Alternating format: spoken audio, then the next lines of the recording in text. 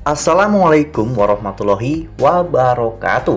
Halo, apa kabar para pecinta sinetron Ketika Cinta Memanggilmu? Jumpa lagi bersama dengan Mimin ya.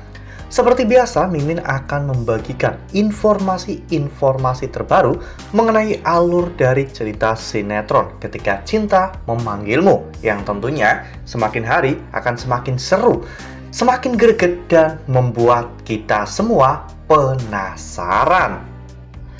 Di video kali ini, Mimin akan menceritakan tentang ulasan dari alur cerita sinetron Ketika Cinta Memanggilmu untuk episode tanggal 7 Februari 2025.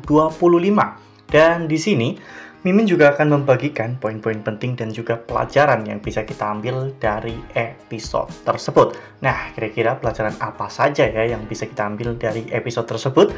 Tonton video ini sampai dengan selesai ya.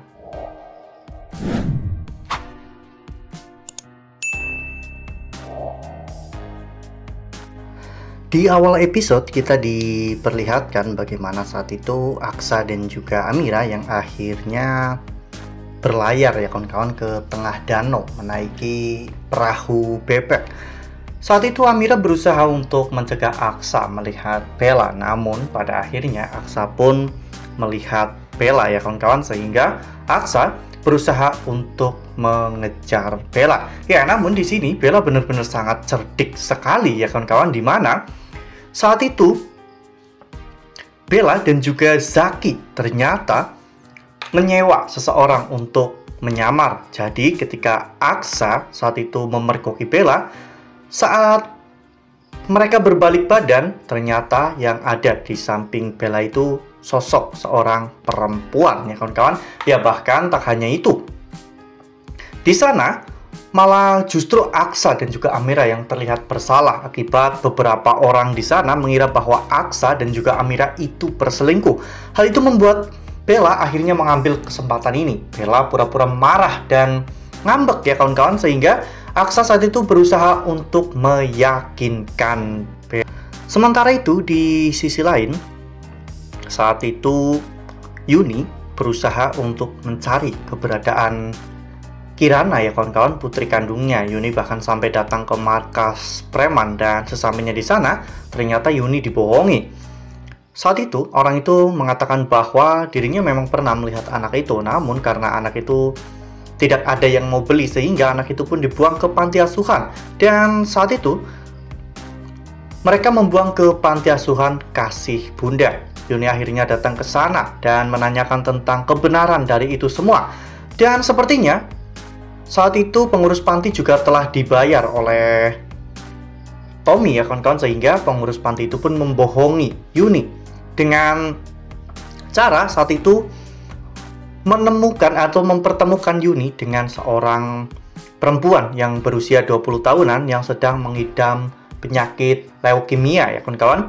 Yuni pun merasa sangat bersedih karena Yuni berpikir bahwa itu adalah anaknya, dan Yuni saat itu menyuruh ibu panti tersebut untuk membawa anaknya ke rumah sakit ya kawan-kawan, karena memang Raisa itu membutuhkan perawatan yang intensif dan semua biaya akan Yuni tanggung.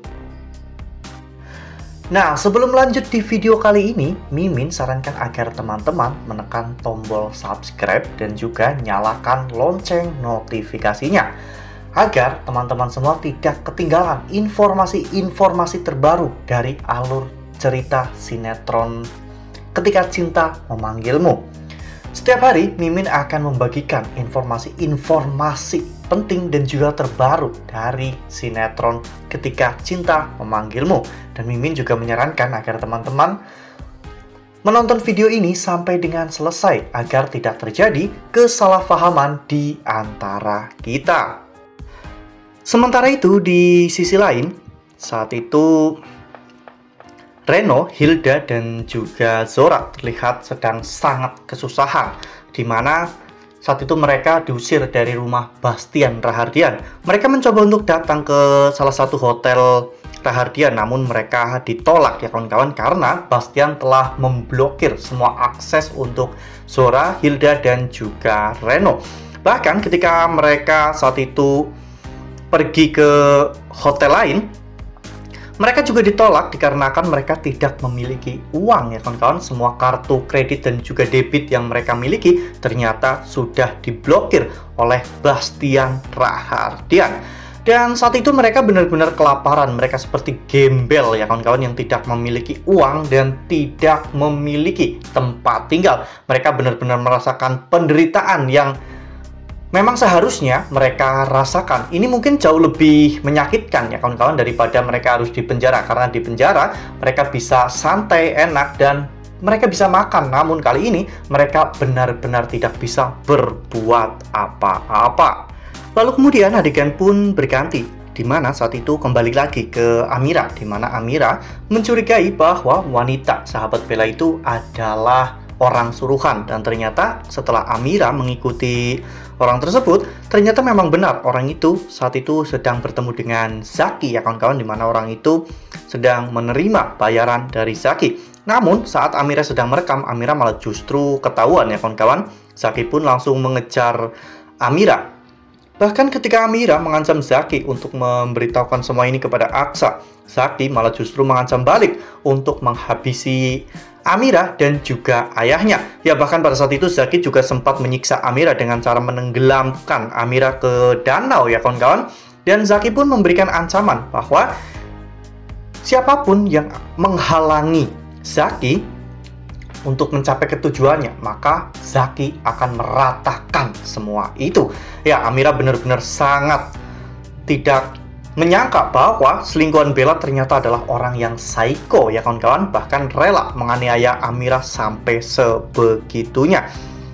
Setelah itu Aksa pun akhirnya kembali lagi ke danau ya kawan-kawan, karena Aksa merasakan perasaan yang berbeda. Aksa merasa panik dan takut tentang keselamatan Amira. Namun sesampainya di sana, Amira ternyata sudah keluar dari area danau ya kawan-kawan. Aksa mencoba untuk mencari keberadaan Amira, namun Aksa hanya menemukan handphone Amira yang rusak.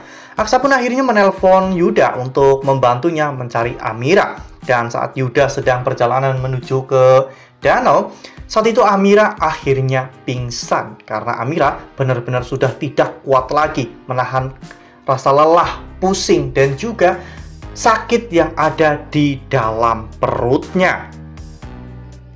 Wah, benar-benar makin seru ya, makin greget dan makin membuat kita semua benar-benar penasaran.